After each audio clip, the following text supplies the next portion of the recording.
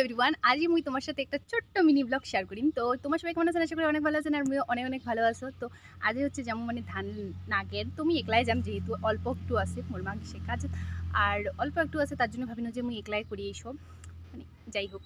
তো তোমার ধান নাগা ভিডিও অনেক অনেক দেখছেন, আজ একটা মিনি ব্লগ দেখো। তো দেখো ওই মানে যাওয়ার আগতে জাম কোনে কি হচ্ছে আমার বাড়ি আর কি ভিটিতে আর কি জল দিবার। তো চলো, এই যে আমার নতুন ভিটি, এটা কিনে এলাম ওই জল দিয়ে, তারপরে যাওয়ার আগে হালকা করে একটু জল দিয়ে দিচ্ছি আমাদের ভিটিটাতে, কারণ যেহেতু এটা 2 দিন হলো সবে মাত্র। তো মিস্ত্রি কাকু বলেছে যে জল দিতে হবে, তো আমি আর কি জল দিয়ে দিচ্ছি। এই যে আমাদের এটা হচ্ছে ভিটি, যদিও এখনো কমপ্লিট হয়নি কিছুই, তো হবেই। জল দেওয়ার পরে এখন যাবো আমি ধান লাগাতে। কারণটা আজকে আমি একা একা ধান লাগাবো, কারণ আমার মা গেছে কাজে, যেহেতু আমাদের বাড়িতে মানুষ নেই, আমি আর আমার মা আছি বর্তমানে। তো আমার মাকে তো কাজ করতেই হবে, তার জন্য আমাকে একা একা ধান লাগাতে হবে। একটু আছে তো, মানে একটু অল্প।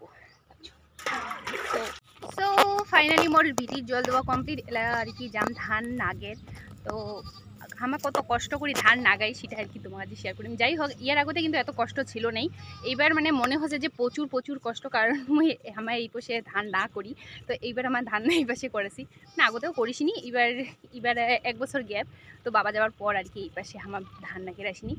এত কষ্ট মানে জীবনে আর কি কম, মানে কুচুরিপানা গাইস। মানে এই যে দেখো, এলে কত সুন্দর পরিষ্কার, মানে এলে ডাঙা ভই। তো আমার যেহেতু ডাঙার ভই, মানে হচ্ছে যাই হোক ডাঙা ফাঙা কিছু একটা করবে। আমার ওই যে এই পানাকুচুরিগুলো দেখা যাচ্ছে না, ইলে হচ্ছে সরিয়ে আমার ইয়ে করেছি। তো দেখিলে তোমার মাথা ঘুরিয়ে পড়ে যাবেন। কালি আমার দোনো মা বাড়ি 1 পোয়া জমি আর কি, গাড়ি বাড়ি নেই, এত জাবুড়া আর কি কম। সো আর কি কম গাইস, চলো আমার কত কষ্ট করি আর কি ধান গাড়ি, আজ আমি তোমাকে সেটাই শেয়ার করিম।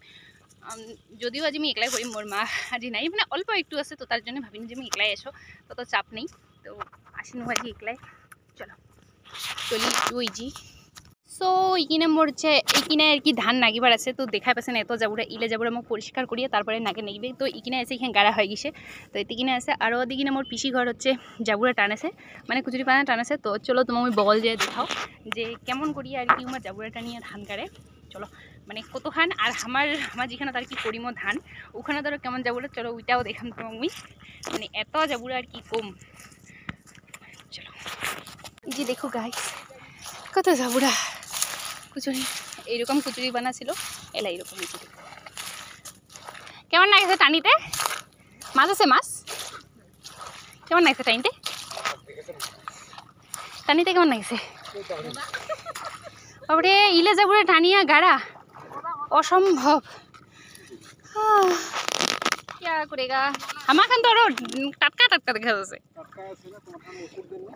ওষুধ দেয়নি তো, ওখানে টানিবার উঠে তো চিন্তা। আগত মি কিনা গাড়ো, তারপরে টানি দেখিম, যদি টানা যায় তাহলে গাড়িমো, না হলে নেই। ওইখান তো বোধহয় 2 দিন বোধহয় টানিতে নাকবি। কেমন আছে পিসি? আমার হচ্ছে ইলা জমি এরকম ছিল, মানে ইলা দোহলা বাড়ি। যাই হোক গাইস, এই যে আমার পেছনে এইরকম করে চাষ দিছি, এলা এরকম হিসি, মানে কত কষ্ট করি ধান গাড়ির নেগে, চাইটা সারা বছর খাবার জন্যে কত কষ্ট করি নেগে না পিসি? সারা বছর চাইতে শান্তি মতন খামো, তার জন্যে কষ্ট। তো গাইস ফাইনালি আমার জমিখান মুই চলে আসিনু দেখিবার। এই যে দেখো, কোনো পানাকুচুরি নেই, ইলে পানাকুচুরি গোটায় টানিয়া এইখান বই বাড়িখান, তারপরে আমার ধান নাগামো। জানি না নাগে পানি মোনা নেই, কারণ কতলা হাজিরা নিবে তার ঠিকানা নেই, হাবাদিকে যেতায়। আর পানাকুচুরি টানিতে যত খাটুনি কি কম, কালি মুই হাফসি গিছু। তো দেখা যাক কি করা যায়, চলো ধান লাগা যাও গেলা।